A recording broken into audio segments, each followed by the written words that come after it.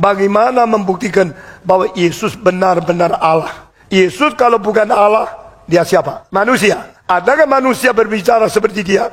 Tidak. Kita mau tahu Yesus Allah atau tidak? Saya dari 5 hal. Perkataannya, daripada tingkah lakunya, daripada kuasanya, daripada pengaruhnya, dan daripada daripada perkataan di dalam pengajarannya. Yesus mengatakan kalimat seperti ini, jikalau engkau pergi mengabar Injil ke ujung bumi, aku akan menyertai kamu sampai selama-lamanya, sampai kesudahan alam. Siapa boleh mengatakan kalimat ini? Tidak ada orang boleh mengatakan kalimat itu kecuali Yesus Kristus. Karena apa? Kalau dia bukan Allah, tidak mungkin memakai kalimat-kalimat ilahi berbicara. Yang disebut kalimat ilahi itu apa? Transcends time. I will be with you even until the end of the world. No ending, no limit. Karena dia Allah. Allah melampaui waktu, maka kalimatnya adalah kalimat melampaui waktu. Yang dari bumi berbicara bahasa bumi. Yang dari surga berbicara kalimat dari surga.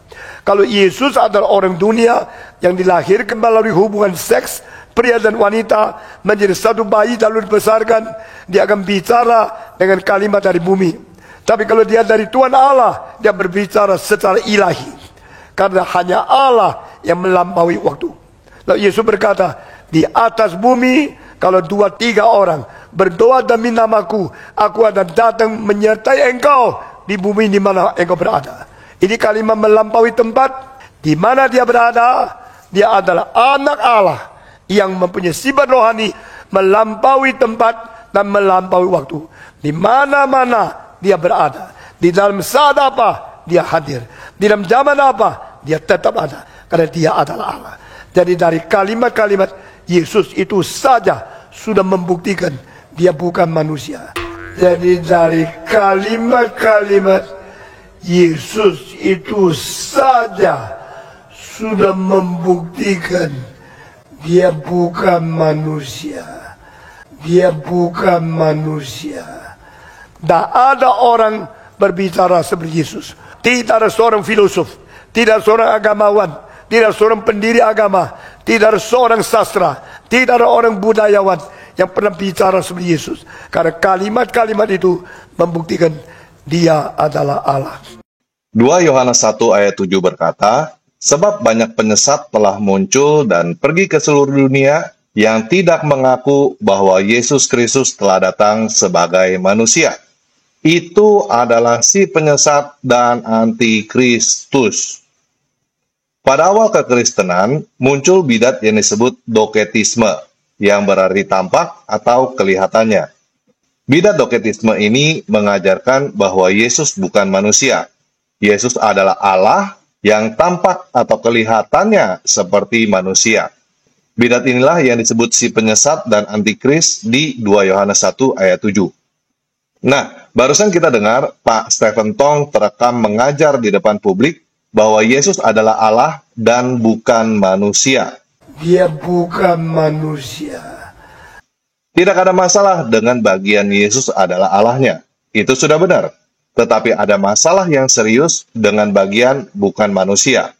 Dia bukan manusia. Berkata Yesus bukan manusia adalah bidat yang jelas disebut di dalam 2 Yohanes 1 ayat 7. Jadi, sekarang kita masuk ke pembahasan apakah Pak Stephen Tong adalah bidat sesat dan antikristus. Mari kita merenung secara mendalam ya. Pak Stephen Tong adalah seorang pendeta besar, pemimpin Gereja Reform Injili Indonesia.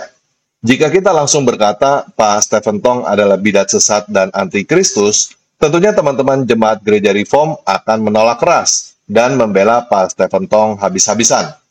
Jadi, mari kita coba bersikap netral dengan menganggap orang lain yang berbicara seperti itu. Kita anggap bukan Pak Stephen Tong yang mengajarkan seperti itu di mimbar, direkam, dan dipublikasikan. Misalnya, Edis TV yang berkata begitu, atau Rudy Yohanes yang berkata begitu, atau Romo Patris Allegro, atau MYM, atau Mikana, atau saya sendiri, si tanpa ragi ini yang berkata begitu. Kalau bisa, kamu bayangkan itu adalah orang yang paling kamu tidak suka. Orang yang paling kamu tidak suka itu mengajarkan bahwa Yesus adalah Allah dan bukan manusia. Apa yang akan kamu katakan tentang orang itu? Apakah kamu akan membela orang itu, atau kamu akan langsung melabeli orang itu bidat sesat? Jika kita langsung dengan gampang melabeli orang yang tidak kita suka bidat sesat, karena mengajarkan Yesus adalah Allah dan bukan manusia, atau mengajarkan doktrin bidat lainnya, kenapa kita gunakan standar yang berbeda kepada Pak Stephen Tong atau orang yang kita sukai? Bukankah seharusnya kita berlaku adil? Kenapa kita harus membela Pak Stephen Tong? Bagaimana jika kita secara fair mengatakan apa yang diajarkan Pak Stephen Tong ini salah dan melabelkan Pak Stephen Tong adalah bidat sesat dan antikristus? Apa keuntungan yang kita dapatkan? Apa kerugian yang kita dapatkan? Jika saya melabelkan Pak Stephen Tong sebagai bidat sesat dan antikristus, mungkin saya bisa mendapatkan beberapa keuntungan. Yang pertama, saya bisa menjadi tenar. Saya membongkar kesesatan seorang pendeta besar. Saya merasa menang. Saya memuaskan hati orang-orang yang tidak suka kepada Pak Stephen Tong. Semakin banyak pembenci Pak Stephen Tong yang akan jadi penonton saya. Tetapi bagaimana dengan jemaat gereja Reform? Apakah dengan saya membongkar kesesatan Pak Stephen Tong, jemaat Reform akan bertobat? Meninggalkan Pak Stephen Tong dan beralih ke gereja lain? Jika saya adalah seorang pendeta, pesaing Pak Stephen Tong, apakah saya bisa merebut domba-domba Pak Tong dengan cara seperti ini? Mungkin iya, mungkin tidak. Bagaimana jika kita adalah jemaat gereja Reform? Mendengar seorang berkata, pemimpin kita adalah bidat sesat antikristus. Apa yang akan kita lakukan? Apakah kita akan langsung mendengar dan menerimanya? Atau kita akan langsung menolaknya? Kalaupun kita mendengar dan menerimanya, setuju bahwa apa yang diajarkan Pak Tong ini salah, apakah kita akan keluar dari gereja Reform dan pindah ke gereja lain? Sepertinya tidak. Paling kita akan berkata, ya, apa yang diajarkan Pak Tong kali ini memang salah, tetapi masih banyak ajaran Pak Tong lain yang benar dan bagus. Jadi, menurut saya, kemungkinan jemaat Reform yang menerima Pak Tong dilabeli bidat sesat antikristus sangat kecil, apalagi sampai pindah ke gereja lain. Yang paling besar kemungkinannya adalah jemaat gereja Reform akan tutup kuping, dalam kurung tidak mau bertobat, dan membela Pak Tong habis-habisan. Bukan karena Pak Tong benar atau salah, tetapi karena Pak Tong adalah gembala mereka. Dan banyak orang ini akan merasa sakit hati kepada saya, karena saya menghina pemimpin mereka sebagai bidat sesat dan antikristus. Mereka akan membenci saya, dan bahkan mungkin akan balas dendam. Cari-cari kesalahan saya untuk berkata, bukan Pak Stephen Tong yang bidat sesat, tetapi saya yang bidat sesat. Saya jadi tambah banyak musuh. Pertanyaannya adalah, apakah penambahan penonton ini sebanding dengan penambahan musuh? Mungkin bagi orang-orang yang tidak pikir panjang, tidak peduli sampai situ. Gak peduli tambah musuh, yang penting tambah penonton. Tetapi saya ini penganut paham 1000 teman terlalu sedikit, 1 musuh terlalu banyak. Ini bukan ajaran Pak Prabowo ya, ini adalah filsafat Cina kuno. Jadi, haruskah kita melabeli Pak Stephen Tong adalah bidat sesat antikristus? Jika kita tidak mau melabeli Pak Tong adalah bidat sesat antikristus, apakah berarti kita harus diam saja dengan ajaran Pak Tong yang salah ini? Apa yang harus kita lakukan? Sebelum menjawab pertanyaan ini, saya mau menjelaskan dulu lebih mendalam apa yang menjadi kesalahan Pak Tong. Pak Tong mengajarkan Yesus adalah Allah dan bukan manusia ini dalam konteks untuk menjawab pertanyaan apakah Yesus adalah Allah atau manusia. Pertanyaan apakah Yesus adalah Allah atau manusia ini sedikit lebih benar daripada pertanyaan apakah Yesus adalah Tuhan atau manusia, tetapi masih salah pertanyaan. Karena pertanyaan ini seperti ketika kamu menulis ide kamu di dalam sebuah buku, lalu ada seseorang bertanya, ini ide kamu atau sebuah buku? Ini adalah salah pertanyaan, karena ini adalah ide kamu dan sebuah buku, bukan atau. Begitu pula pertanyaan apakah Yesus adalah Allah atau manusia adalah pertanyaan yang salah. Karena jawabannya bukan atau. Yesus adalah Allah dan manusia. Saya sebenarnya cukup yakin Pak Stephen Tong juga tahu bahwa Yesus adalah Allah dan manusia. Dia bukan bermaksud mengajarkan bidat doketisme. Mungkin dia tidak menyadari bahwa itu adalah pertanyaan jebakan, atau dia kepleset lidah, tidak menyadari bahwa apa yang diajarkan itu adalah doktrin bidat doketisme. Jadi bagaimana cara menegur Pak Stephen Tong? Dia adalah pendeta besar, orang terkenal. Apakah dia mau menerima kritik? Belum tentu. Apa yang terjadi jika saya melabeli Pak Stephen Tong adalah bidat sesat dan antikristus yang mengajarkan doketisme ini sampai ke telinga dia? Jika Pak Stephen Tong adalah orang bijak, dia akan menerima teguran dan kritik keras seperti itu. Tetapi jika Pak Tong bukan orang yang bijak, dia tidak akan menerimanya. Malah akan merasa harga dirinya diserang dan diinjak-injak. Apalagi Pak Tong terkenal adalah seorang pendeta yang gampang menunjuk orang lain bidat sesat. Sekarang giliran dia ditunjuk oleh orang lain sebagai bidat sesat. Pasti malunya luar biasa. Dia menjadi seperti maling teriak maling. Bidat sesat teriak bidat sesat. Jadi apakah Pak Tong akan bertobat, memperbaiki ajarannya yang salah jika ada orang yang melabeli dia bidat sesat? Belum tentu. Saya tidak tahu. Kemungkinan besar tidak. Karena yang saya lihat, pihak lain yang dilabeli bidat sesat oleh Pak Tong juga tidak bertobat karena dilabeli bidat sesat oleh Pak Tong.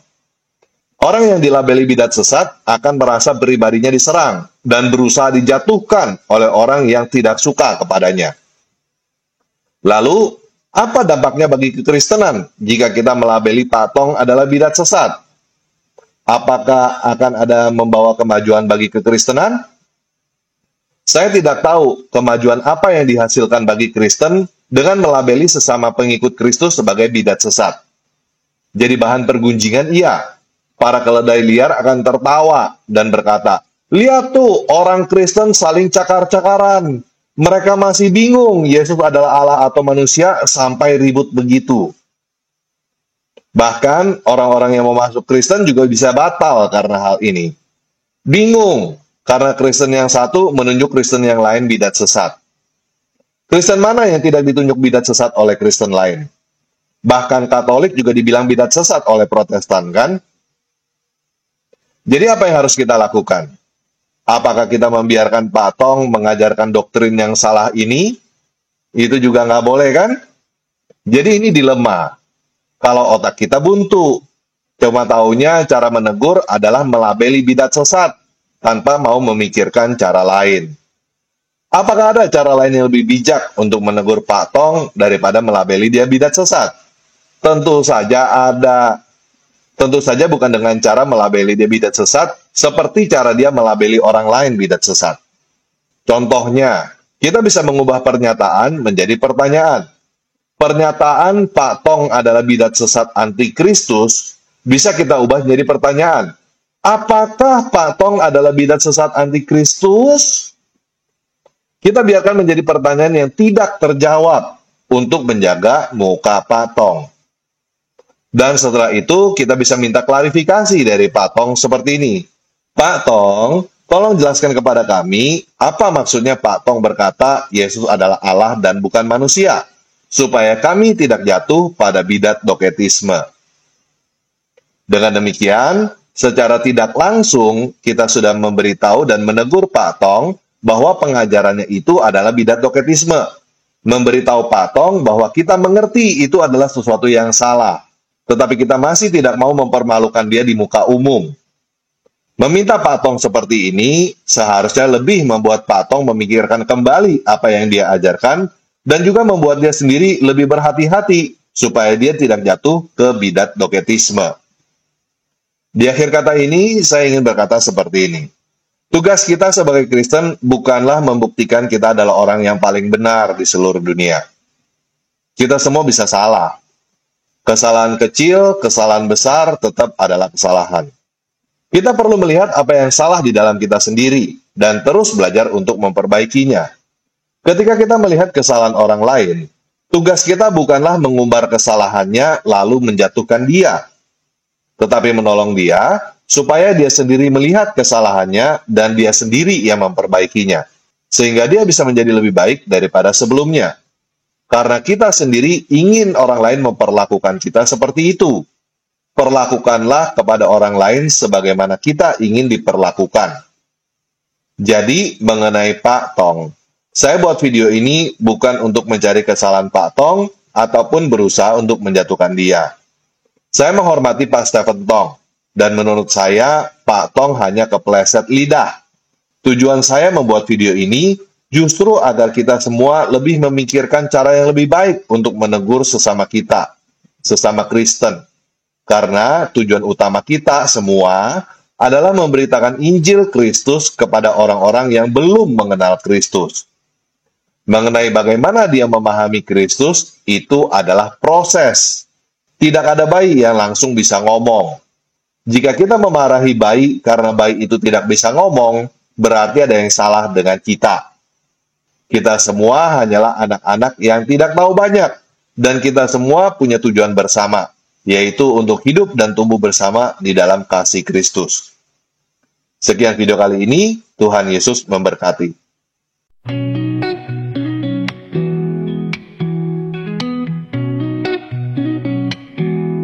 Teofilus yang mulia, banyak orang menyusun berita tentang apa yang telah terjadi, seperti yang disampaikan oleh mereka yang adalah saksi mata dan pelayan firman. Karena itu setelah aku menyelidiki segala peristiwa itu dengan seksama, aku mengambil keputusan untuk membukukannya dengan teratur bagimu, supaya engkau dapat mengetahui bahwa segala yang diajarkan kepadamu sungguh benar. Teofilus yang mulia, banyak orang menyusun berita tentang apa yang telah terjadi, seperti yang disampaikan oleh mereka yang adalah saksi mata dan pelayan firman. Karena itu setelah aku menyelidiki segala peristiwa itu dengan seksama, aku mengambil keputusan untuk membukukannya dengan teratur bagimu, supaya engkau dapat mengetahui bahwa segala yang diajarkan kepadamu sungguh benar.